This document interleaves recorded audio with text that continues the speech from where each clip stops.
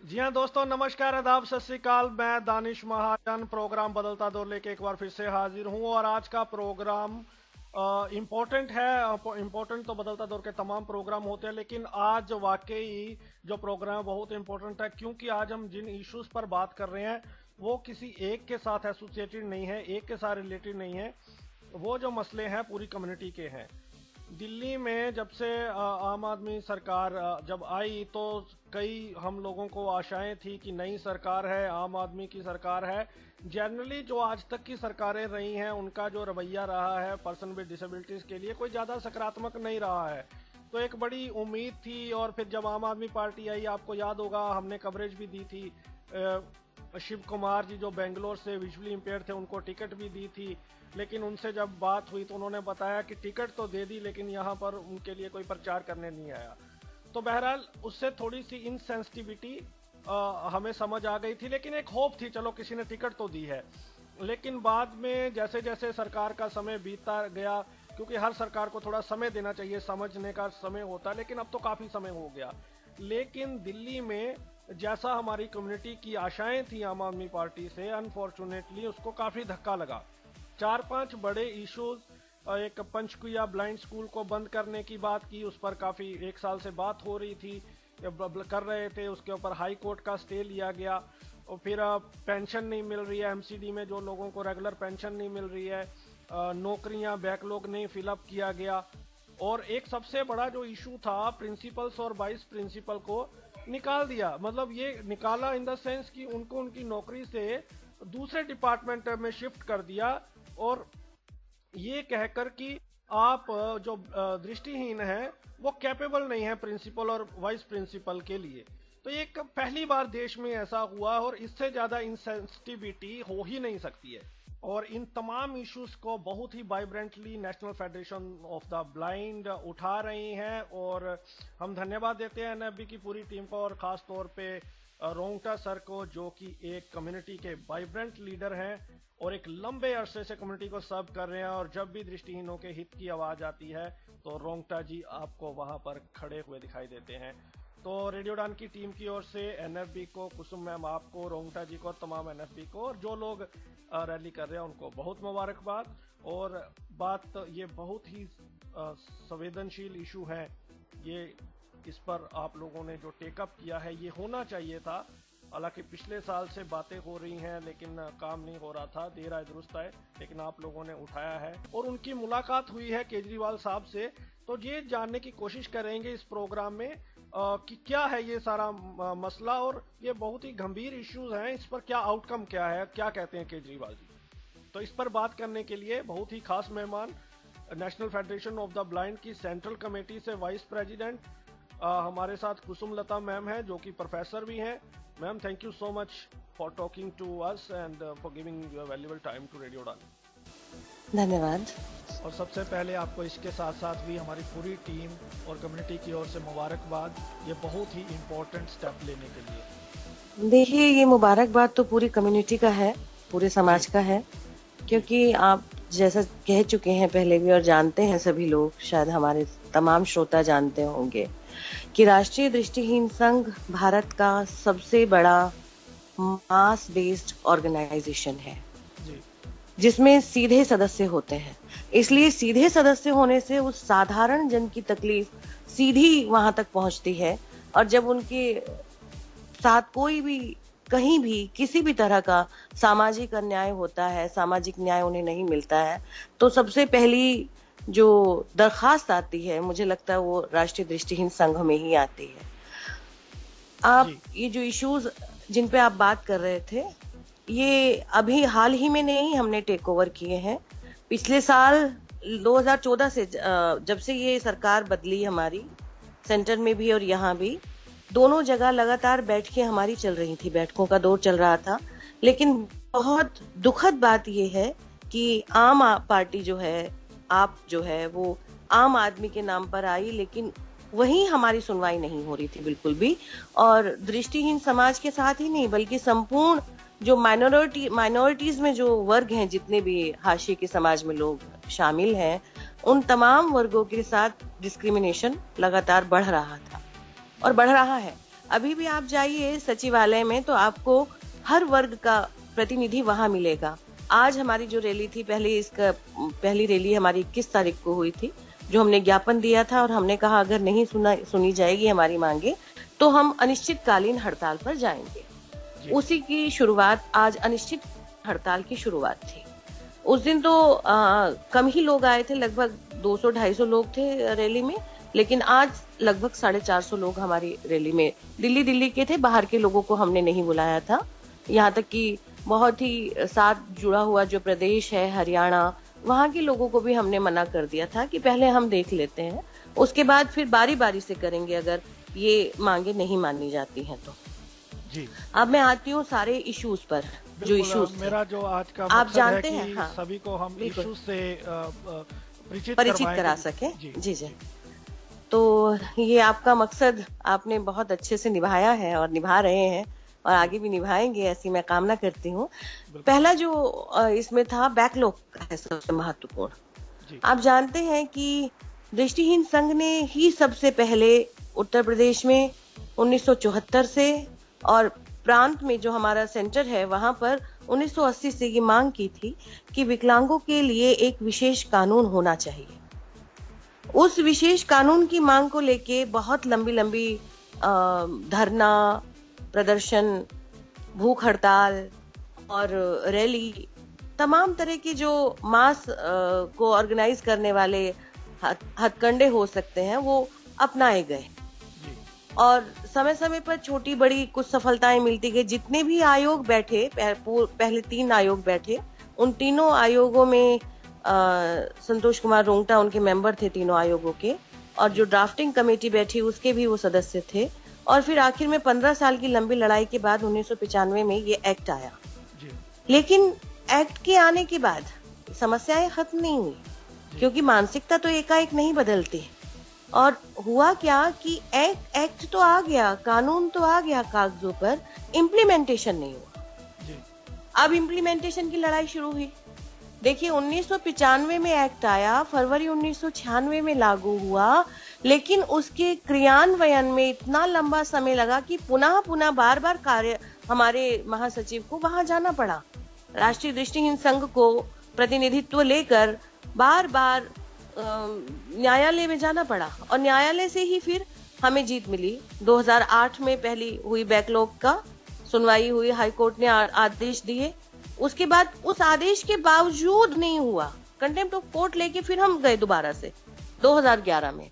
2011 में जाने के बाद 2013 में जो सुप्रीम कोर्ट ने जो ऑर्डर किया और उसने 1 साल का सारी सरकारों को, भारतीय स्टेट्स और सेंटर को समय दिया कि आप ये पूरा जो बैकलॉग है उसको भरेंगे जी। लेकिन आप जानते हैं कि फिर वो ही नहीं हुआ। कुछ राज्यों ने माना, उसके बाद सक्रिय जैसे सरकार बदली तो हमारे जो थावरचंद गहलोत साहब हैं, जो न्याय अधिकारिता मंत्री हैं आज मंत्रालय के, वो काफी कहना चाहिए कि संवेदनशील व्यक्ति हैं। उन्होंने अधिकांश मुद्दों पर साथ दिया है हमारे समाज का, संपूर्ण समाज का, विकलांग समाज का, और इसी के कारण बहुत बार हम बैकलॉग को भरवाने में भी सफल रहे। और फिर आदेश के अनुसार लगातार जो जिस डिपार्टमेंट के साथ बैठकी हुई वो सब तो मैं नहीं जाऊंगी डिटेल में, लेकिन कहने का अभिप्राय ये है कि इस सारी प्रक्रिया से ये हुआ कि काफी राज्य जैसे पंजाब है, छत्तीसगढ़ है, हरियाणा है, इन सब में बैकलॉग निकाले गए और हमारे यहाँ केंद्र में भी उनके हाँ जी, लेकिन बिल्कुल दिल्ली में ही केंद्र है और दिल्ली ही स्टेट है और आम आदमी के नाम पर आप आए हैं। वहां इतने, मैं आपको कभी दिखाऊं तो पूरी फाइल भरी हुई है जो हमने रिप्रेजेंटेशन बार दिए हैं और बार अधिकारियों से जो मिले हैं, लेकिन कोई सुनवाई नहीं, कोई जरा सी संवेदनशीलता नहीं। तो आज तो मुख्यमंत्री जी को सुबह दरबार में ही पकड़ लिया गया था, दरबार में ही पकड़ में आए वो हमारी, और फिर उसके बाद उन्होंने खुद वहीं पर कहा कि नहीं मैं आपके लोगों को अलग से संबोधित करूंगा, आप उनको बिठाइए। हमने कहा देखिए आप संबोधित करेंगे वो बात तो ठीक है, लेकिन अलग से हम कहाँ बिठाएंगे, बाहर है हमारे लोग खड़े, आप बाहर आके संबोधित कर दीजिए। कहते नहीं, चलिए आप अंदर हॉल में बिठा दीजिए। वो आदेश देके चले गए। पुलिस वालों ने कहा कि इतने लोगों को हम अंदर नहीं बिठा सकते, आप जितने भी आप प्रतिनिधि ला सकते हैं लगभग हमने पहले कहा 70, फिर उन्होंने कहा नहीं 50, तो 50 लोग की जगह 60 के करीब हम अंदर लेके गए लोगों को। हम ना और इसमें उन्होंने इसमें डिटेल में जानेंगे कि उन्होंने क्या कहा। पहले हम इश्यूज जो है ना वो लिसनर्स को क्लियर करते हैं। जैसे हम नहीं, अब मैं बैकलॉग आपको का वही बताया। बता रही हूँ, इश्यूज बता रही हूँ ना यहीं पर। जी। तो उनके सामने हमने इश्यूज रखे ना। फिर मुख्यमंत्री आए तो उन्होंने कहा कि बताइए आपके ग्रीवेंसेस क्या है। तो हमारे महासचिव ने उनके सामने वो रखे, नंबर 1 कि ये बैकलॉग जो नहीं भरा गया, देखिए हमने आपको कितने रिप्रेजेंटेशन दिए हैं और आपके हर विभाग में हमारी फाइल गई है। ये पहला मुद्दा है, क्योंकि सबसे ज्यादा संवेदनशील आपको होना चाहिए था इस मुद्दे पर। और यहाँ पर लिसनर्स को हाँ? बता दूं कि सिर्फ एक एनएफबी एक वाइब्रेंट ऑर्गेनाइजेशन है जिसने दशकों से, जैसे कुसुम मैम ने कहा, एम्प्लॉयमेंट की लड़ाई लड़ी है और काफी हद तक इसमें सक्सीड भी हुए हैं, सक्सेस भी मिली है हम लोगों को। लेकिन जैसा ये मैम खुद बता रही है कि एक लंबी लड़ाई है और ये कंटिन्यू प्रोसेस है, चलता रहेगा। जी मैम कंटिन्यू। चलता रहेगा क्योंकि तरीके बदल जाते हैं। देखो, दरवाजे एक बार खुल गए, आप दरवाजे खोल दीजिए और आप बैरियर लगा दीजिए कि आप आई कार्ड के बिना अंदर नहीं आएंगे, और आई कार्ड भी मेरे द्वारा इशू होना चाहिए, है ना। तो किस तरह से रोकना चाहिए, वो मानसिकता का प्रश्न है, वो नहीं बदली है। मानसिकता बदलने में तो बहुत युग लगते हैं और वो अभी नहीं बदली है। तो उन्होंने कहा बिल्कुल ये बैकलॉग का मैं पूरा करूंगा आपके साथ। और कैसे, तो उन्होंने, हम महासचिव जी ने कहा हमारे कि ऐसा तो पूरा हो सकता, आप उसका एक स्ट्रेटेजी बताइए। तो उन्होंने कहा ठीक है, सभी विभागों के सचिवों महासचिवों को मैं बुला के सेक्रेटरी, चीफ सेक्रेटरीज को आपके साथ बैठक कराता हूँ। ठीक है, ये हो गया। दूसरा इशू आया कि जो जितने यहाँ पर आप, एक सवाल मैं पूछ लूं आपसे, ये जो एक आइडिया आपकी पोस्ट पे आया था कि 500 के आसपास जॉब है, तो ये सारी सी और डी क्लास की हैं जो सारी जॉब्स? नहीं, सारी सी और डी की नहीं है ये ए बी सी डी सबकी हैं, सभी समूहों के अंतर्गत है। हाँ, और ये तो बहुत छोटे आधार पर है, क्योंकि सबने हमें अभी आरटीआई के तहत हम लगातार आरटीआई से इंफॉर्मेशन लेते रहे हैं दिनेश, ये मैं बताना भूल गई थी आपको। क्योंकि जब नहीं बताता, कोई जवाब नहीं देते अधिकारी, आप चीफ सेक्रेटरी के पास भेजिए, चाहे सेक्रेटरी के पास भेजिए, चाहे जेएस के पास भेजिए, कोई जवाब नहीं देता, तो फिर एकमात्र आपके पास हथियार वही रह जाता है कि आप इन्फॉर्मेशन कैसे कलेक्ट करेंगे। तो ये हम इसको सही नहीं मान रहे हैं, क्योंकि सेंटर में भी जिस तरह से पोस्ट निकली थी उनमें भी हमारे साथ बहुत इनजस्टिस हुआ था। 1% भी पूरा नहीं था और बहुत सारे विभाग, यहाँ तक कि एचआरडी मिनिस्ट्री से पोस्ट नहीं आई थी। तो यहाँ भी बहुत सारे ऐसे विभाग हैं जिनकी पोस्ट नहीं आई है। ये तो एक मोटा मोटा खाका है, मोटा खाका है जो, हाँ, मोटा मोटा खाका है। और ये हो सकता है 1500 और 1500 की बजाय हो सकता है 3000 हो। जी, और ठीक है ना, क्योंकि बैकलॉग में अब जाएंगे। बड़ा इशू है प्रिंसिपल, और ये काफी मुझे फोन आए। हाँ, ये मैं बता रही हूँ, इतना संवेदनशील मामला है। देखिए, आप मान लीजिए एक काम कर रहे हैं, टीचिंग प्रोफेशन को तो शुरू से लेके मुझे नहीं लगता आज तक भी कोई सरकार ऐसी आई है जिसने कम से कम अध्यापन को दृष्टिबाधित व्यक्ति के लिए अनुपयुक्त माना हो। जी, कोई भी सरकार ऐसी नहीं आई है। बिल्कुल सही है ना। किसी और प्रोफेशन को आप मान सकते हैं, लेकिन अध्यापन को उनके लिए अनुपयुक्त माना जाए, ये बिल्कुल ही बहुत ही लज्जाजनक बात है। और इन्होंने जो चाहे 20 साल से काम कर रहे हैं, चाहे 15 साल से, चाहे 12 साल से, उन सभी प्रिंसिपल्स और वाइस प्रिंसिपल्स को हटा दिया। किसके ऊपर हटा दिया, ये मैं आपको बताना चाहती हूँ। पुष्कर राज करके एक एमएलए है जी। पुष्कर राज ने पत्र लिखा कि जितने ये प्रिंसिपल्स और वाइस प्रिंसिपल्स दृष्टिबाधित है, इन सबको हटा दिया जाए, ये इनकैपेबल है, ये काम नहीं कर सकते। यानी पुष्कर राज के पास ऐसा कौन सा क्राइटेरिया था जिसके आधार पर उन्होंने अपने आप ही ना किसी से मांगी, ना किसी के साथ गए, ना किसी सरकारी गैर सरकारी संस्थान का निरीक्षण किया और ये रिपोर्ट तैयार कर ली और ये पत्र लिख दिया। जी, ठीक है, इसी के ऊपर कार्रवाई भी कर दी गई और कार्रवाई हो गई आपके सम्मान के साथ पूरे खिलवाड़। मतलब उनके सम्मान को कितनी ठेस पहुंची कि जो आज तक पूरा विद्यालय चला रहे थे, उनको आपने निदेशालय में ले जाकर बैठा दिया कि उनके पास आज कोई काम नहीं है, ताकि आप लोगों को दिखा सकें कि देखो ये कुछ काम नहीं कर सकते, ये खाली बैठ के तनख्वाह ले रहे हैं। तो ये परसेप्शन बदला हुआ, एक परसेप्शन, और दूसरों के परसेप्शन को बदलने के लिए षड्यंत्र है पूरा। तो मैम, तो इस पे उन्होंने कहा नहीं, हम ये बड़ा गंभीर, बहुत खतरनाक है, ये बहुत खतरनाक है। मैं आपको यही कह रही थी ना, क्या एनएफबी ने जो ये एमएलए पुष्कर जी जिन्होंने अपना नाम बताया, आपने बताया अभी, तो क्या इनके खिलाफ नारेबाजी हुई और इनके खिलाफ हाँ बिल्कुल, शुरू से 21 तारीख को भी बहुत लगे थे और आज उनको हमने नाम सहित बात की है। देखो, कोई कह रहा था, कोई कर रहा था वाली बात में हम विश्वास नहीं करते। बिल्कुल, जो हमें तो पता चला है फैक्चुअल, और जो तो फैक्ट है सामने वो इतिहास में आना चाहिए। अगर किसी की संवेदनशीलता को, रचनात्मकता को हम दर्ज कराते हैं तो नकारात्मकता भी दर्ज होनी चाहिए भाई। बिल्कुल, क्योंकि आपको एक रचनात्मक पद पे बिठाया गया है, आपको पब्लिक के एक सार्वजनिक पद पे बिठाया गया है, समाज सेवा के लिए बिठाया गया है, ठीक है ना। ये तो we condemn it thoroughly and I think the whole community should come forward and not only whole community, बल्कि मतलब मैं तो कहती हूँ कि पूरे विश्व को इसकी निंदा होनी चाहिए, सबको निंदा करनी चाहिए। ये मनुष्य मानव अधिकारों का हनन है, ये मानवीय अधिकारों का हनन है। मीडिया में कहीं छपा नहीं है ये, first time I think we are talking on radio done. तो इसके अलावा ये छपा नहीं है, किसी की इतनी बड़ी रिपोर्ट आई है, सीधा सीधा कोई नाम लेके बात नहीं करता है। आकाशवाणी में आप जरा सा बोलेंगे तो आप जानते हैं, वो कह देते हैं कि भाई हमारी नौकरी का सवाल है, आप सरकार के खिलाफ मत बात कीजिए जी। तो इस पर क्या ठीक है, लेकिन सरकार को हम अलग करके देखिए। मैं दानिश जी दो बातें यहाँ क्लियर कर दूं। सरकार कोई अलग से कुछ नहीं होता, बिल्कुल ऐसा कोई हवा नहीं है जो हवाओं में रहता हो। बिल्कुल, सरकार हम ही लोगों के बीच में से, हम भी किसी न किसी पद पे काम कर रहे हैं, आप भी कर रहे हैं, ए और बी भी कर रहा है। बिल्कुल, अगर हमारे कोई ग्रावेंसेस है या हम में से किसी का एटीट्यूडनल प्रॉब्लम है, किसी को का दृष्टिकोण को लेके, किसी को मानसिकता को लेके कोई परेशानी है, तो वो खुले तौर पर, खुले मंच पे उसकी बात होनी चाहिए। बिल्कुल। और इस पर क्या कहा और आपने केजरीवाल साहब ने? तो उसके बाद उन्होंने कहा नहीं नहीं, बिल्कुल आपके सम्मान के खिलवाड़ नहीं होगा और मैं पूर्णतः इसकी निंदा करता हूं और मैं इस इशू को देखूंगा। हमने भी उनसे कहा कि आप हमें, निवेदन हमारा ये है कि आप बताइए समय। उन्होंने कहा 1 हफ्ते का समय, ठीक है। तो 2 इशू हमारे टेकअप हुए। तीसरा इशू था उनके साथ हमारा कि जो हमारे 2 स्कूल हैं बहुत पुराने, 1950 से चल रहा है, छोटे पचकुइया का स्कूल जो है जी, और एनएफबी के इनिशिएटिव के कारण ही 1982 में इस स्कूल को गवर्नमेंट के अंदर करवाया गया था। तभी भी हमारे महासचिव ने ही ये सक्रिय भूमिका निभाई थी, क्योंकि वहां का मिसमैनेजमेंट बहुत हो गया था कि गवर्नमेंट टेक ओवर कर ले ताकि क्वालिटी ऑफ एजुकेशन बन जाए, ताकि टीचर्स जो है उनको सीधे तनख्वाह मिलेगी, अच्छी मिलेगी और क्वालिटी ऑफ एजुकेशन मेंटेन हो पाएगा। एक सब कुछ चल रहा था, एकाएक देखिए आप क्या होता है।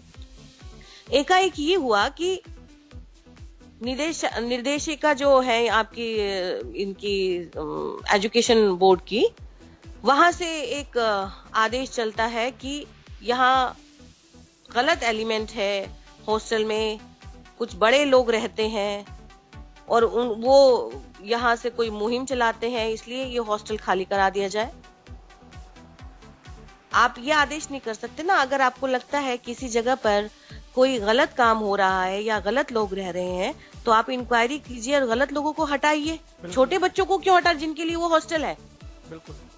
आप चीजों को साफ करेंगे कि या चीज की जिसके लिए उसको ही साफ कर देंगे?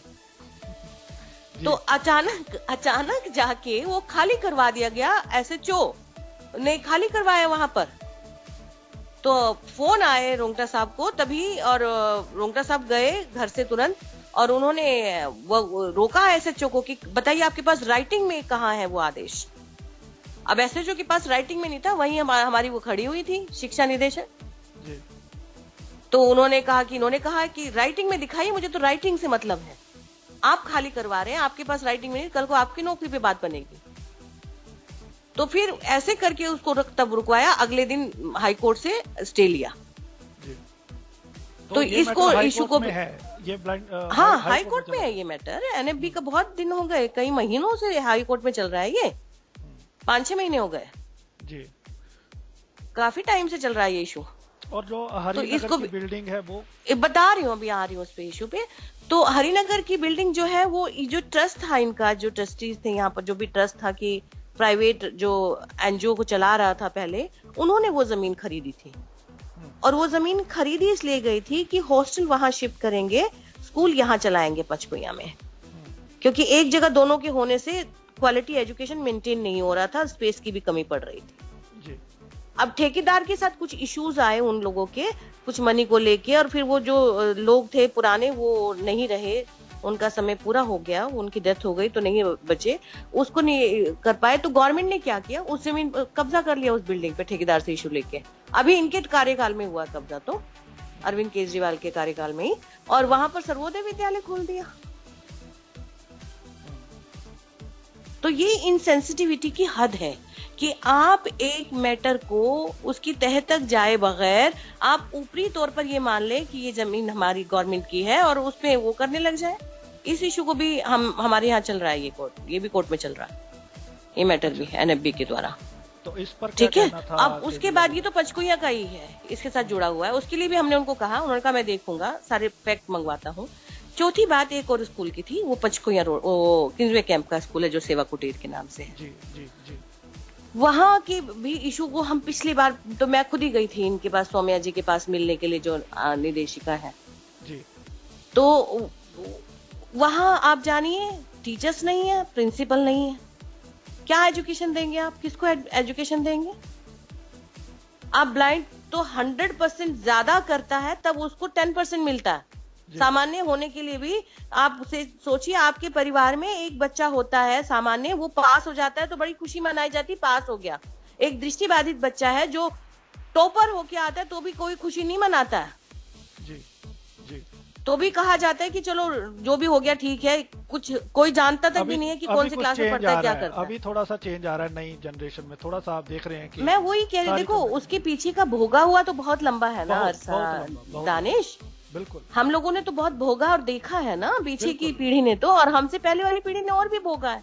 बिल्कुल बिल्कुल। ठीक है ना, तो वो एक परंपरा से चली आ रही, लेकिन आज भी बराबरी का दर्जा नहीं है बेटा, वो तो है, ये तो आप मानेंगे, है ना, कि बराबरी का जो डिस्क्रिमिनेशन है उसकी कहीं कहीं पर कुछ वर्ग में जो विशेष रूप से शिक्षित वर्ग हुआ है उसमें बदला है, काफी परिवर्तन आया है, लेकिन फिर भी हम ये नहीं कह सकते कि पूर्णतः चीजें बदल गई हैं। ठीक है, तो इसको लेके भी था एक इशू, तो उन्होंने कहा ये भी मैं देखूंगा, इसमें आप निश्चिंत रहिए, और आप जो शिक्षा बोर्ड के हमारे वो हैं सचिव और महासचिव, उनसे बात करेंगे। ठीक है, सेक्रेटरी जो चीफ सेक्रेटरी हैं। अब एक और इशू था हमारा पेंशन का, कि पिछले 15 महीनों से एमसीडी वाली पेंशन नहीं मिल रही है लोगों को, और अब एमसीडी कहता है कि हम 2 महीने की पेंशन देंगे सिर्फ। तो उन्होंने कहा कि देखिए एमसीडी के मामले में मैं कोई हस्तक्षेप नहीं कर सकता क्योंकि एमसीडी मेरे साथ नहीं है। तो हमने कहा कि आप हस्तक्षेप कर सकते हैं, आप लिखिए उनको, पार्टी की ओर से लिखिए, मुख्यमंत्री हैं आप, मुख्यमंत्री की ओर से लिखिए कि इस इशू पे गौर फरमाया जाए। आपके लिखने में हमारे लिखने में फर्क है। 40+ तो उन्होंने कहा हाँ पक्का है, मतलब सिंपली नहीं, हाँ, तो उन्होंने कहा हाँ बिल्कुल मैं लिखूंगा जरूर आपके, और आपके साथ हूं मैं, और अगर नहीं माना जाएगा तो मैं आपके साथ, मैं भी आपके साथ करूंगा एजिटेशन। चलिए अच्छी बात है। तो ये इश्यूज थे आज के, जिनको बहुत ही ध्यानपूर्वक उन्होंने सुना। जी बिल्कुल, आपने बहुत डिटेल में समझाया। मैम ये बताएं कि अब एनएफबी की अगली स्ट्रेटजी क्या है? अगर नहीं, हमने 10 दिन का समय दिया है उनको, उन्होंने 1 हफ्ते मांगा था, हमने 10 दिन का समय दिया है। तो अब इस बीच क्या कार्यवाही होती है, कैसे होती है ना, चीजें क्या मोड़ लेती हैं, वो तो उस पर निर्भर करेगा कि अगली कार्यवाही हमारी क्या होगी। मतलब मैं कुल मिला के ये जानने की कोशिश कर रहा हूँ कि अब आपने इन इश्यूज को बहुत वाइब्रेंटली उठाया, जैसे आपने कहा बहुत देर से हम उठा रहे हैं, तो ये कंटिन्यू रहेगा जब तक सॉर्ट आउट कंटिन्यू, हमारे तो इश्यूज कंटिन्यू रहते हैं। किसको खबर है कौन सा केस? देखिए प्रमोशन का केस 13 साल से चल रहा था जी, तो 13 साल में कोई कवरेज थोड़ी मिल रही थी जी, है ना। आपका आईएएस ऑफिसर्स का जो केस चला था, उनका 4 साल में जाके उनको पहली सक्सेस मिली थी राष्ट्रीय दृष्टिहीन संघ को 93 में। तो ये तो कंटिन्यूअस प्रोसेस में चलने वाली चीजें, अगर आपने रोक दिया तो समझ लीजिए खत्म। हमारे पास एकमात्र आधार ही दानिश न्यायालय है। बिल्कुल बिल्कुल, क्योंकि पॉलिटिशियन अगर अवेयर है तो वो चीजों को मेंटेन रख लेता है, अगर अवेयर नहीं है तो वो जो चीजें हैं उनको भी खत्म कर सकता है, जैसे कि हम देख रहे हैं अभी हो रहा है। आपको एक छोटा सा उदाहरण बताऊं, अभी 2 महीने पहले की बात है, LIC का पेपर था और 25 ब्लाइंड थे जिनको अंदर प्रवेश नहीं दिया गया। 9:30 बजे का टाइम था, नहीं 9 बजे का टाइम था उनको रिपोर्टिंग का, और वो 9:30 बजे पहुंचे एक ही साथ मेट्रो से, क्योंकि मेट्रो बीच में रुक गई थी, कहीं परेशानी हुई। बहुत हस्तक्षेप किया रोंगटा साहब ने, लेकिन उनको नहीं पेपर में बैठने दिया गया। अब बताइए इसके लिए आप क्या करेंगे? उनका तो मिस हो गया ना चांस। तो इस तरह के डिस्क्रिमिनेशन बढ़ रहा है सोसाइटी में, अच्छा मैम, जिसके लिए हर एक दृष्टि। एक और बताते हैं कि आपकी एक ब्रांच की एक और बहुत लंबे अरसे से वाइब्रेंट रैली चल रही है हिमाचल प्रदेश में नौकरियों को लेके। हाँ बिल्कुल जी। तो उसके बारे में भी कुछ कमेंट करें कि अभी बैठक हुई थी अभी 31 जुलाई का, जहां तक मेरी जानकारी है, टाइम दिया गया है। तो एक काफी लंबे अरसे से वहाँ भी बैकलॉग का इशू है ना, बैकलॉग का सबसे बड़ा इशू है वहाँ। बैकलॉग का हम मुख्यमंत्री से 2 बार बैठ के कर चुके हैं। वहाँ पर एक कंप्लेन है कि सेंटर की जो एडमिनिस्ट्रेशन है वहाँ जाति कम है, वहाँ के लोगों की ये कंप्लेन है। नहीं आप देखिए ना, देखिए हमारे पास हम खाली यही तो काम नहीं, अब मैं यूनिवर्सिटी छोड़ के तो नहीं जा सकती ना जी। आप बताइए, रोंगटा का केस छोड़ के तो, कोर्ट छोड़ के तो नहीं जा सकते ना बार बार जी। हम सेंटर में जो लोग हैं उन्हीं को तो नहीं हम शक्ति देते। ब्रांच के पास पूरी शक्ति है, आपके पास पूरा कॉरेस्पॉन्डेंस जाता है, चिट्ठियों का आपका जवाब दिया जाता है, आपके फोन से भी जवाब दिया जाता है, और अगर आप बुलाते हैं कि कोई, हाँ पूरा, और आपको पूरा खर्चा दिया जाता है, ऐसी तो कोई बात नहीं है। आपके पास भी सचिव हैं, आपके पास भी पदाधिकारी हैं, है ना। वहाँ की क्या रिपोर्ट है मैम, थोड़ा सा रिपोर्ट यही है। देखिए अब इस बैठक के बाद अभी तक तो यही कहा गया है ना कि हम कर रहे हैं, सब सचिवों के साथ बैठक करवाई गई थी हम लोगों की एक। उसके बाद कहा यह गया कि गणना कर रहे हैं, गणना हो जाएगी, पूरा काम हो जाएगा, उसके बाद हम बैठक करवाते हैं। वहाँ इलेक्शन भी आ रहे हैं तो कोई एप्रीहेंशन है? मुझे यही लगता है, जहाँ तक मेरा परसेप्शन है। देखिए आप जानते ही हैं हमारे पॉलिटिशियंस को कि इलेक्शन के टाइम में कह दीजिए काम हो रहा है, उसके बाद इलेक्शन में आ गए तो ठीक है, नहीं आए तो कोई बात नहीं, अगले की जिम्मेदारी बन जाती है, क्योंकि लॉन्ग टर्म योजनाओं को बनाने में हमारा विश्वास जरा कम ही है। जी बिल्कुल, लेकिन आपने इसलिए लॉन्ग टर्म आश्वासन भी नहीं होते। काफी बहुत अच्छा ऑर्गेनाइजेशन काम कर रही है, और ऑर्गेनाइजेशन का ये फर्ज भी है, और एक्सपीरियंस जिस हिसाब से फेडरेशन के पास है, तो हमारे पास गिने चुने लोग हैं कम्युनिटी में जिनके पास इतना कमाल गजब का एक्सपीरियंस है, और उन्होंने गाइड करना है, और वो स्टेप्स को ले रहे हैं जहां रेलिवेंट लगता है तो इश्यूज में आते हैं। हम बहुत कुछ सीख रहे हैं फेडरेशन, रोंगटा सर से भी, आपसे भी, और तमाम ऑर्गेनाइजेशंस के जो नुमाइंदे हैं। आपका बहुत शुक्रिया मैम, आपने टाइम दिया। धन्यवाद, बहुत अच्छा, और मेरी बहुत बहुत शुभकामनाएं। मैं यही उम्मीद करती हूँ कि रेडियो उड़ान दूर दूर तक उड़ान भरे और अपने सेक्टर को जो है वो समुचित रूप से सामाजिक न्याय दिलवाने में मदद करे। बिल्कुल मैम, एक जाते जाते मैसेज अगर आप यंगस्टर्स को इन इश्यूज के रिगार्डिंग कुछ देना चाहें। देखिए यंगस्टर्स की बात जो है, मैं निराश तो कभी नहीं होती, लेकिन उतनी आशान्वित भी मैं नहीं होती यंगस्टर्स को देखकर। जैसा कि आप जानते हैं बहुत अच्छी तरह से कि यंगस्टर आजकल रिजल्ट ओरिएंटेड बहुत हो गए हैं जी। हम तुरंत रिजल्ट चाहते हैं, लेकिन एक बीज आपके हाथ में है, आपको उसमें वृक्ष दिखाई नहीं पड़ता। उस बीज को आपको धरती के भीतर रोपना पड़ेगा, इंतजार करना पड़ेगा, निरंतर खाद और पानी देना पड़ेगा, तब जाकर वो वृक्ष बनता है। और उस वृक्ष के फलों को भी आप खा लें, ये भी संभव नहीं है, लेकिन आने वाली जनरेशंस खाती है। इसलिए पेशेंस रखें, और जरूर अपनी कम्युनिटी का कहीं भी हो, किसी भी मोड़ पर साथ जरूर दें, किसी भी मुद्दे पर। और बीच में ये राजनीति करने की कोशिश ना करें, क्योंकि राजनीति करने के लिए और समाज बहुत है। अपने छोटे से सेक्टर को इस राजनीति से, इस तरह की संकीर्ण मानसिकता से बचा के रखें। जितना हो सके उतना सहयोग दें, चाहे कोई गांव में है, चाहे कोई शहर में है, चाहे कोई शिक्षा में है, चाहे कोई दूसरे रोजगार में है। तो मैम ये जो प्रिंसिपल वाला इशू था, तो क्या प्रिंसिपल भी आज की रैली में आए थे और पूरा? हाँ बिल्कुल, हमारे पिछली 21 तारीख को जो रैली हुई थी उसमें भी प्रिंसिपल्स थे हमारे। ये तो बहुत इशू है, आपने बैठा दिया एक स्कूल से। देखिए नहीं आए तो दानिश, मैं आपको बता रही हूँ, ज्यादातर नहीं आते तो बेरोजगार नहीं आते जिनकी हम पेंशन की बात कर रहे हैं। जी ये सही है। हमारे रोजगार वाले साथी बहुत आए, आज भी हमारे प्रिंसिपल 250 टीचर्स और प्रिंसिपल्स थे लगभग, वाइस प्रिंसिपल टीचर्स सभी आए बहुत। आज तो दूसरे भी लोग थे, पंचकुइया के लोग तो आज 60 लोग थे पंचकुइया से। हाँ सबको ऑलमोस्ट इन्होंने शिफ्ट कर दिया वहाँ पे, मतलब वहाँ से हटा नहीं, अरे हुआ वो तो रोक दिया था ना, फिर स्टे लगवा दिया ना। क्या हुआ, 2 बच्चों को तो जाके कैंप में छोड़ाए थे। नहीं प्रिंसिपल वाले इशू पे बात कर रहा हूँ। हाँ प्रिंसिपल अधिकांशता के साथ कर दिया ना, ज्यादातर के साथ कर दिया, मतलब आप मान लीजिए काफी रेशो हटा दिया, लगभग 80% हटा दिया। तो आप वाइस होपफुल है ये प्रिंसिपल और वापस प्रिंसिपल। उनको मिलेंगी, ये होपफुल 100%। देखिए, आप भी आशान्वित होइए और आप भी संघर्ष में जुटिए। आप इतना बिल्कुल मैम। प्रचार करिए कि बाधित होके, आप जानते हैं ना 1980 में जब वो लाठीचार्ज वाली घटना हुई थी, जब ये लोग बेरोजगार लोग प्रदर्शन कर रहे थे, तो सबसे पहले ब्रॉडकास्ट बीबीसी ने किया था। बिल्कुल और बिल्कुल मैम, विश्व हम में तो निंदा कम्युनिटी होने के के साथ कारण, हैं, बिल्कुल। हम कम्युनिटी के तो बिल्कुल साथ हैं, ये सब हमारे इश्यूज हैं। आप लोगों को बहुत बहुत बधाई और बहुत thank you so much for that on आप बिहाफ लोगों ऑफ को बहुत बहुत कम्युनिटी। बधाई, और आप लोगों के लिए मेरी बहुत सारी शुभकामनाएं और आशीर्वाद। थैंक यू और मैम, मैं ये थैंक यू। चाहती हूँ कि जितना हो सके, जहां तक हो सके, इसका प्रचार प्रसार किया जाए और सही दिशा में अपने युवा साथियों को मोबिलाइज किया जाए। निसंदेह निसंदेह, thank you so much ma'am for talking thank you, to us. Thank you. और बदलता दौर में हम बात कर रहे थे कुसुम लता मैम से, जो प्रोफेसर भी हैं, वाइस प्रेसिडेंट हैं, और बहुत ही वाइब्रेंटली और बहुत ही इंपॉर्टेंट इश्यूज पर एनएफबी ने ये रैली की है। और हम लोगों को इनका साथ देना चाहिए। इन इश्यूज में कहीं पॉलिटिक्स नहीं होनी चाहिए। हमारे विचार अलग हो सकते हैं, आइडियोलॉजी अलग हो सकती है ऑर्गेनाइजेशन से, लेकिन जब भी कोई बात होती है इशू बेस्ड और कम्युनिटी से रिलेटेड, हम सब इनके साथ, हर ऑर्गेनाइजेशन के साथ हैं जो हमारे इश्यूज पर बात करती है। बहरहाल इस प्रोग्राम में इतना ही, लेकिन ये प्रोग्राम खत्म नहीं हुआ है।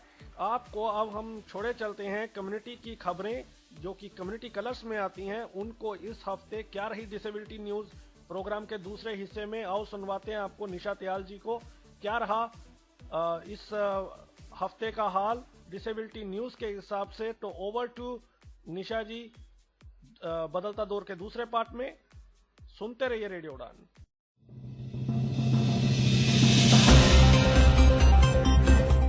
गुड इवनिंग दोस्तों, रेडियो उड़ान के प्रोग्राम कम्युनिटी कलर्स में मैं आरजे निशा आपका बहुत बहुत स्वागत करती हूँ। कम्युनिटी कलर्स वो शो है जिसमें हर हफ्ते मैं डिसेबिलिटी सेक्टर से जुड़ी ढेरों खबरें लेकर हाजिर हो जाती हूँ। और आज भी मेरे पास बहुत सारी खबरें हैं जिन्हें सुनकर आपको बहुत सारी नई नई इन्फॉर्मेशन मिलने वाली है। तो दोस्तों बने रहिए मेरे यानी आरजे निशा के साथ।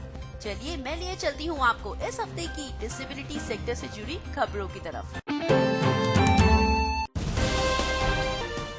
और बड़ी खबर है गुजरात से, जहां पर हमारे माननीय prime minister mister Narendra Modi 2 दिन की यात्रा पर पहुंचे। और कल यानी 29 जून को उन्होंने राजकोट में हो रहे एक बहुत बड़े फंक्शन में, राजकोट के रेस कोर्स मैदान में एक बहुत बड़ा फंक्शन हुआ, जिसमें हमारे prime minister mister Narendra Modi ने पर्सन्स विद डिसेबिलिटी को एड्स एंड अप्लायंसेस डिस्ट्रीब्यूट किए। जी हाँ, ये अब तक का ऐसा सबसे बड़ा फंक्शन था जिसमें इतने सारे पर्सन्स विद डिसेबिलिटी को एड्स एंड अप्लायंसेस बांटे गए। इसमें more than 18,000 persons with disability को मोर देन 35 करोड़ के एड्स एंड अप्लायंसेस बांटे गए। गुजरात के home minister mister Pradeep Singh Jadeja का कहना है कि ये अभी तक का सबसे बड़ा ऐसा फंक्शन है जिसमें इतने सारे पर्सन्स विद डिसेबिलिटी को एड्स एंड अप्लायंसेस बांटे गए हैं। जी हाँ, हमारे माननीय प्राइम मिनिस्टर इस तरह के स्टेप्स उठाते रहते हैं, पर्सन्स विद डिसेबिलिटी के बेटरमेंट के लिए नए चेंजेस लाते रहते हैं।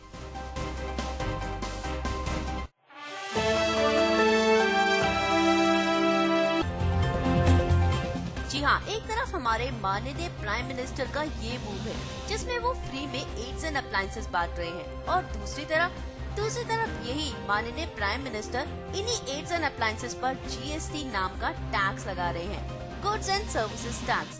जहां पहले इन एड्स एंड अप्लायंसेस पर कोई भी टैक्स नहीं था, वहां अब ये जीएसटी क्यों? आरपीडी बिल 2016 में ये aids and appliances persons with disability को इधर फ्री ऑफ कॉस्ट और एट अ लोअर प्राइस देने की बात की गई थी। तो अब इस टैक्स से कितने सारे लोगों की जिंदगी में मुश्किलें आने वाली हैं। कहाँ तो सब लोग सोच रहे थे कि आरपीडी बिल के आने के बाद अब ये एड्स एंड अप्लायंसेस पहले से सस्ते हो जाएंगे, अफोर्डेबल हो जाएंगे और वो लोग आराम से इनको ले पाएंगे। वहीं ये गवर्नमेंट का मूव बहुत ही अनवेलकम है। सब लोग इसके अगेंस्ट प्रोटेस्ट कर रहे हैं। आइए आपको सुनाते हैं 2 बहनों की कहानी जिनके ऊपर इन एड्स एंड अप्लायंसेस के महंगे होने का बहुत ज्यादा असर पड़ने वाला है। देविका दास, जो कि कोलकाता के आउटस्कर्ट्स में रहती हैं, इनके दोनों पेरेंट्स की डेथ हो गई और ये अपनी छोटी बहन, जो कि 90% सेलिब्रेट पॉलिसी का शिकार है, उसे छोड़कर ये कहीं भी जा नहीं सकती थी। इसलिए इन्होंने डिसाइड किया कि ये शादी नहीं करेंगी, सिंगल ही रहेंगी और अपनी बहन का ध्यान रखेंगी। क्योंकि इनके पास कोई भी ऐसी जगह नहीं थी जहां ये अपनी बहन को छोड़ सके या कोई भी ऐसा पर्सन जो इनकी बहन का ध्यान रख सके। इसके लिए इन्होंने अपनी सारी जिंदगी अपनी बहन के लिए ही समर्पित कर दी। ये एक एनजीओ में काम करती हैं, जहां पर ये एक ऑफिस असिस्टेंट की जॉब करती हैं। इस जॉब से उन्हें जो पैसा मिलता है उससे इन दोनों बहनों का खर्चा ही मुश्किल से निकल पाता है। जब आरपीडी बिल 2016 पास हुआ तो ये बहुत खुश हो गयी। इन्हें लगा कि अब एड्स एंड अप्लायंसेस जो कि इनकी बहन यूज करती है वो बहुत सस्ते हो जाएंगे और ये अपनी बहन के लिए नई व्हीलचेयर और नए कैलिपर्स ले पाएंगी। कोलकाता की पूजा कमेटी ने एक बार दुर्गा पूजा के दौरान ये free aids and appliances distribute किए थे, जिसमें इन्होंने अपनी बहन के लिए व्हीलचेयर और कैलिपर्स ले लिए थे। पर अब इस बात को बहुत साल हो चुके हैं और इनकी व्हीलचेयर और इनकी कैलिपर्स की शेप बहुत खराब हो चुकी है। उनको बदलने की बहुत ज्यादा जरूरत है। वहाँ पर गवर्नमेंट एजेंसीज हैं जो कि फ्री में एड्स एंड अप्लायंसेस बांटती हैं, पर वो उनके घर से बहुत दूर हैं और वहाँ पर एटलीस्ट 3 से 4 बार जाना पड़ता है फ्री में कोई एड्स एंड अप्लायंस लेने के लिए। देविका अपने ऑफिस से इतनी छुट्टियां नहीं ले सकती, तो उन्हें ये उम्मीद थी कि जब भी ये एड्स एंड अप्लायंसेस थोड़े सस्ते हो जाएंगे तो वो अपनी बहन की जिंदगी को आसान बना देंगी। पर हुआ ऐसा कुछ भी नहीं। जो हुआ वो बिल्कुल इससे उल्टा ही था। जब उन्होंने न्यूज़पेपर में पढ़ा कि अब ये एड्स एंड अप्लायंसेस और भी महंगे हो जाएंगे, इन पर जीएसटी टैक्स लग जाएगा, तो ये इनके लिए बहुत ही शॉकिंग और बहुत ही दुखदायी था। देविका के साथ साथ पूरी कंट्री के एनजीओज और डिसेबिलिटी राइट एक्टिविस्ट का गवर्नमेंट से यही क्वेश्चन है कि इतने प्रोग्रेसिव आरपीडी बिल के पास करने के 6 महीने के अंदर गवर्नमेंट का ये मूव आखिर क्या दर्शाता है। गवर्नमेंट ने ऐसा स्टेप आखिर क्यों लिया। गवर्नमेंट के इस स्टेप के अगेंस्ट जगह जगह देश में प्रोटेस्ट चल रहे हैं। गवर्नमेंट के ऊपर प्रेशर बनाया जा रहा है कि वो इस जीएसटी टैक्स को वापस ले। सोशल मीडिया पर ये कैंपेन चल रहा है #rollbackGST के नाम से। गवर्नमेंट पर इसका थोड़ा इफेक्ट भी आया और उन्होंने कुछ एड्स एंड अप्लायंसेस पर, जिन पर पहले 12 या 18% टैक्स था, उसे कम कर 5% कर दिया है। पर अभी भी डिसेबिलिटी राइट एक्टिविस्ट और एनजीओज खुश नहीं हैं, क्योंकि वो चाहते हैं कि इस टैक्स को बिल्कुल वापस ले लिया जाए, इसको बिल्कुल 0 कर दिया जाए। जहां पर पर्सन्स विद डिसेबिलिटी ये उम्मीद कर रहे थे कि आरपीडी बिल के बाद इन चीजों के रेट कम हो जाएंगे, वहाँ गवर्नमेंट को ऐसा स्टेप बिल्कुल नहीं लेना चाहिए था। अगर वो रेट कम नहीं कर रहे थे तो एटलीस्ट बढ़ाते तो ना। उन पर्सन्स विद डिसेबिलिटी को, जिनको कि ये दिव्यांग कहकर बुलाते हैं, जिन्हें ये फ्री में एड्स एंड अप्लायंसेस बांटने के लिए प्रोग्राम्स रखते हैं, वहीं अगर उनके रेट्स ना बढ़ाएं तो बहुत सारे लोग खुद ही अपने बलबूते पर ये एड्स एंड अप्लायंसेस परचेज कर लेंगे। अब इस जीएसटी टैक्स के बाद वो लोग जो कि पहले ये एड्स एंड अप्लायंसेस अपनी मेहनत की कमाई से खरीद लेते थे, उन्हें भी अब फ्री डिस्ट्रीब्यूशन कैंप का इंतजार करना होगा अपनी जिंदगी को नॉर्मल बनाने के लिए, अपनी जिंदगी की इन मुश्किलों को कम करने के लिए। हम रेडियो उड़ान की टीम गवर्नमेंट से ये आग्रह करते हैं, गवर्नमेंट से ये रिक्वेस्ट करते हैं कि वो इस जीएसटी टैक्स को वापस ले ले।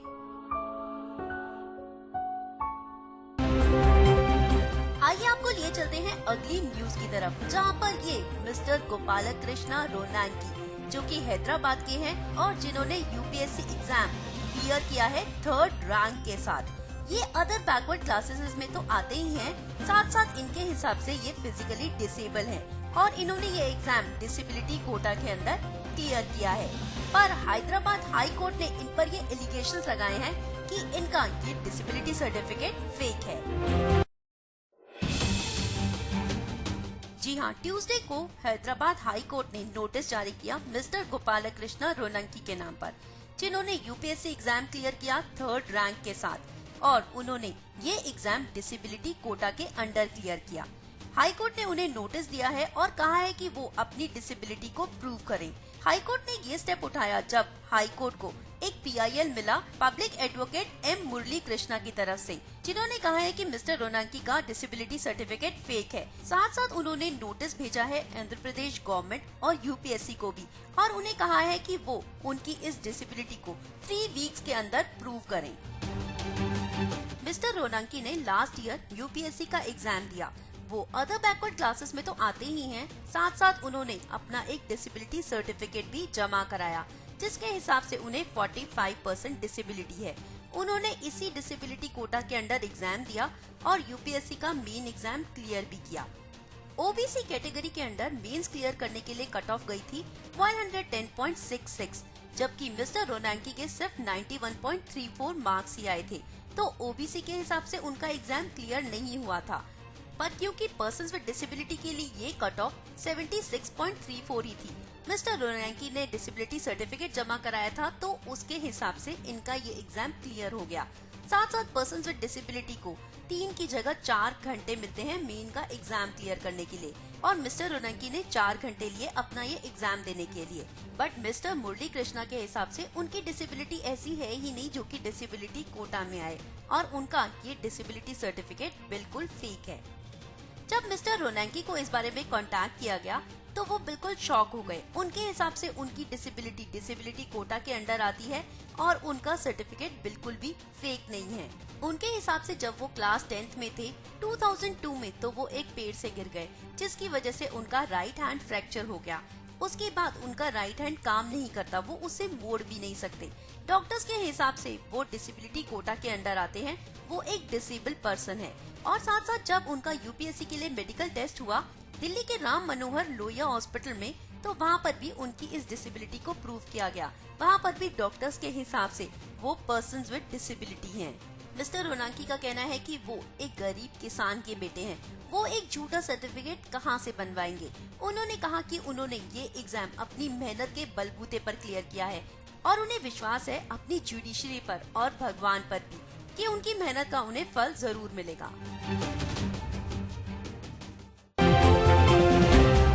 कर्नाटका के शेखर नेक बनेंगे पहले ऐसे विजुअली इम्पैक्ट क्रिकेटर जिन्हें पद्मश्री अवार्ड से नवाजा जाएगा। 2017 ब्लाइंड क्रिकेट की दुनिया में एक यादगार साल बन गया है। जी हाँ, जहां फरवरी के शुरुआत में ब्लाइंड क्रिकेट टीम ने पाकिस्तान को हराकर T20 का वर्ल्ड कप जीता था दूसरी बार। वहीं इसी साल 2017 में ही कर्नाटका के शेखर नेक, जो कि 31 साल के हैं, जो इस साल ब्लाइंड क्रिकेट से रिटायर हुए हैं, उन्हें पद्मश्री अवार्ड से नवाजा जा रहा है।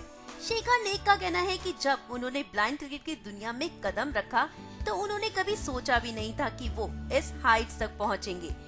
उनका कहना है कि उन्हें ये अवार्ड दिया गया है जिससे बाकी क्रिकेटर्स इंस्पायर होंगे। ब्लाइंड क्रिकेट की दुनिया में और अच्छे क्रिकेटर्स कदम रखेंगे और ये टीम देश को और भी ऊंची हाइट्स तक ले जाएगी। रेडियो उड़ान शेखर नेक की इस अचीवमेंट पर उन्हें सैल्यूट करती है और साथ साथ ये उम्मीद भी करती है कि हमारे देश में ब्लाइंड क्रिकेटर्स को और ज्यादा इज्जत दी जाएगी, उनको और ज्यादा रिकॉग्निशन मिलेगी और साथ साथ टीम इंडिया और ब्लाइंड क्रिकेट टीम को एक ही नजर से देखा जाने लगेगा। Many of visually impaired persons who have made mark in their lives were honored in a function in Ludhiana on June 27th. Ludhiana के SCD गवर्नमेंट कॉलेज में हुआ एक फंक्शन 27 जून को, जिसे ऑर्गेनाइज किया पुनर्जोत गुलदस्ता आई बैंक सोसाइटी ने। यहाँ पर इस फंक्शन में बहुत सारे विजुअली इम्पैक्ट पर्सन्स, वो विजुअली इम्पैक्ट पर्सन्स जिन्होंने अपनी लाइफ में कुछ बड़ा काम किया है, लोगों के लिए एक एग्जाम्पल सेट किया है और वो सबके लिए एक इंस्पिरेशन बने हैं, वैसे विजुअली इम्पैक्ट पर्सन्स को बुलाया गया और उन्हें ऑनर किया गया, जिनमें डॉक्टर तारसम, प्रोफेसर CR बाला, नेत्रहीन एसोसिएशन के प्रेसिडेंट देवेंद्र सिंह, नमिता शर्मा एंड योगेश शर्मा जो कि गवर्नमेंट कॉलेज फॉर गर्ल्स में प्रोफेसर हैं, और संदीप कौर जिन्होंने कल्चरल प्रोग्राम में परफॉर्म किया। इन सभी को वहाँ पर ऑनर किया गया। इन लोगों ने स्टेज पर कुछ वर्ड्स बोले, कुछ इंस्पायरिंग वर्ड्स जिन्होंने बाकी लोगों को इंस्पायर भी किया और मोटिवेट भी किया।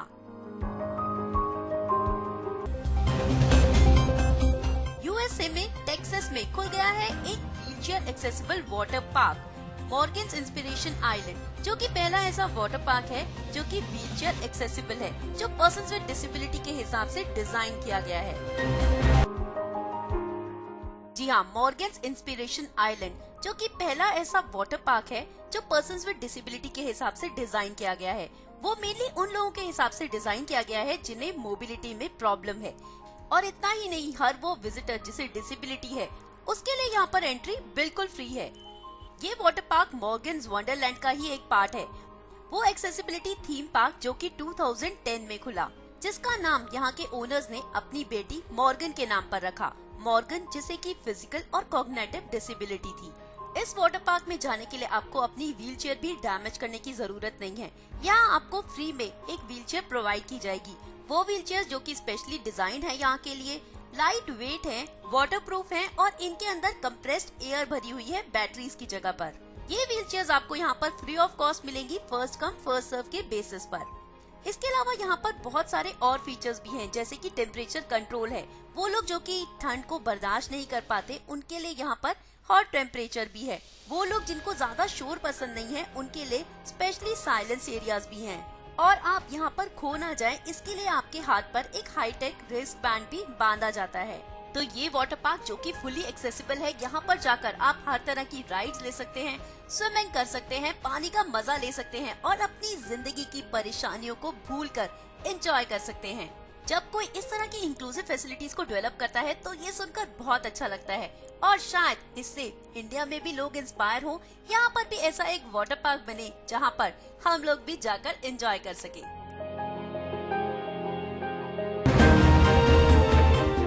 सर्व शिक्षा अभियान, the national educational initiative to help realize universal elementary education policy. It says that every child with special needs should be placed in regular schools with the needed support services. क्या सिर्फ ये policies बना देना ही काफी है?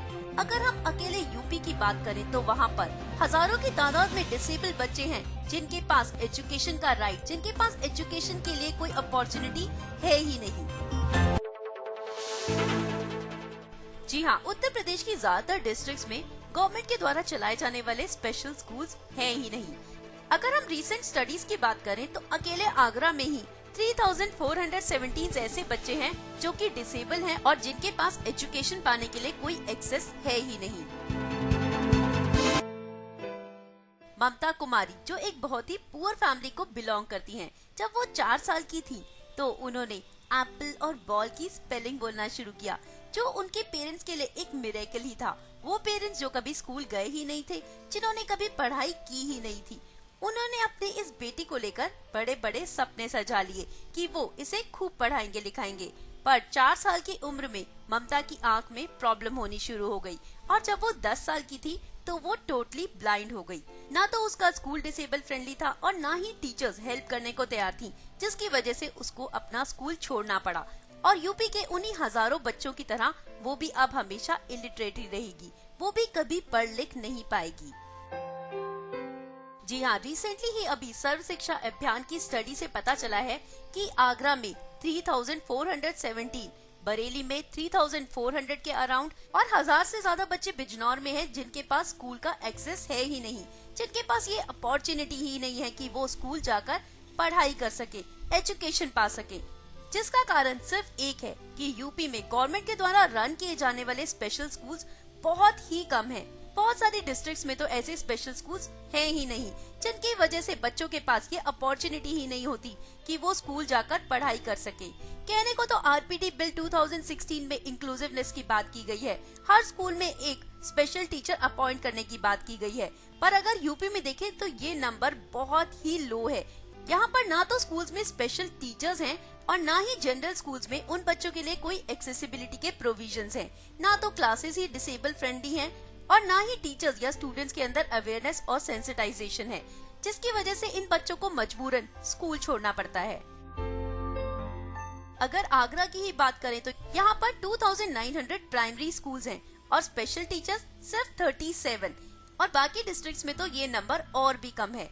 और इस number में फ्यूचर में कोई इम्प्रूवमेंट होने की भी उम्मीद नहीं है, क्योंकि अगर बीएड प्रोग्राम की बात करें तो वहाँ पर स्पेशल एजुकेशन के लिए जो टीचर्स अप्लाई करते हैं उनके नंबर भी कॉन्स्टेंटली गिरते ही जा रहे हैं।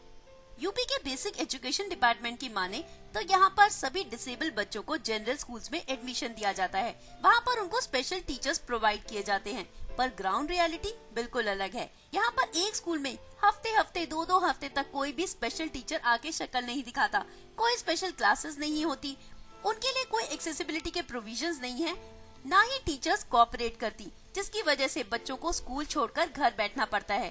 कहने को तो सर्व शिक्षा अभियान का मेन मोटिव सभी बच्चों को प्राइमरी एजुकेशन प्रोवाइड कराना है, पर यूपी में ऐसा कुछ भी दिखाई नहीं देता।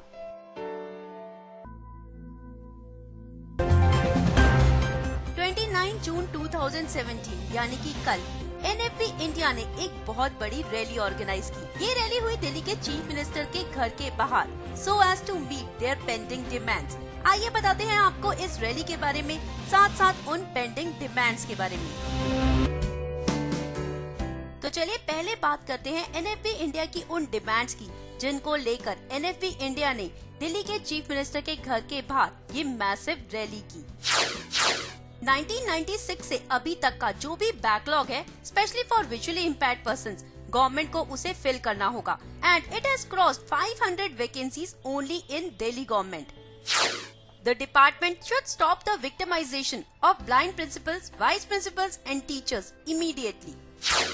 Government should reconsider their decision to close the Panchkuya Road Blind School and also vacate the Harinagar building where Sarvodaya School is running. The Department of Social Welfare should look into the matter of Bal Sadan Blind School, जहां पर ना कोई regular principal है और ना ही कोई adequate system है।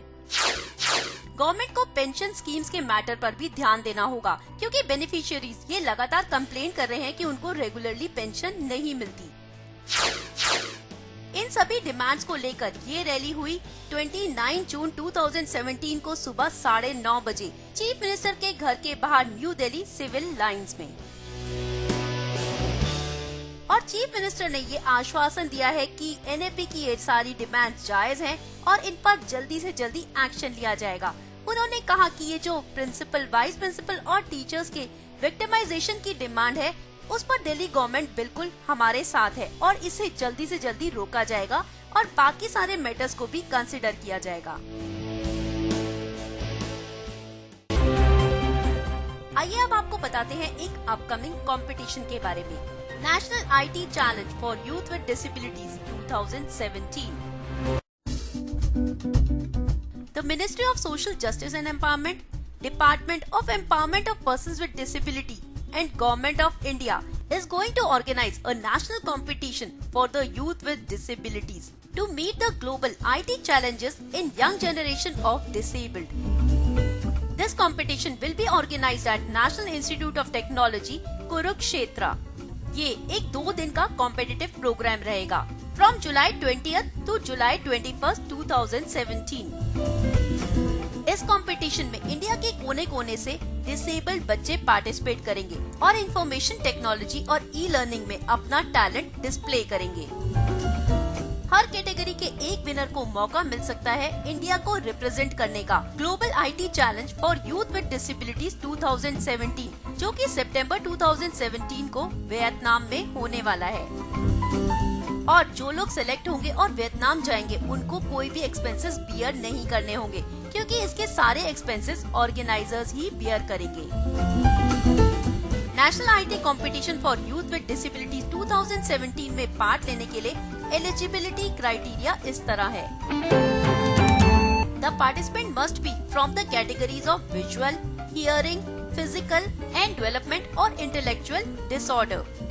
These students must possess their disability certificate issued by competent authorities. सभी कैटेगरीज के लिए एप्लीकेंट्स 13 इयर्स से 19 इयर्स की एज के बीच के ही होने चाहिए। These participants must be able to work with Internet Explorer browser, MS Office and Scratch programs. Participants must be able to communicate in English language.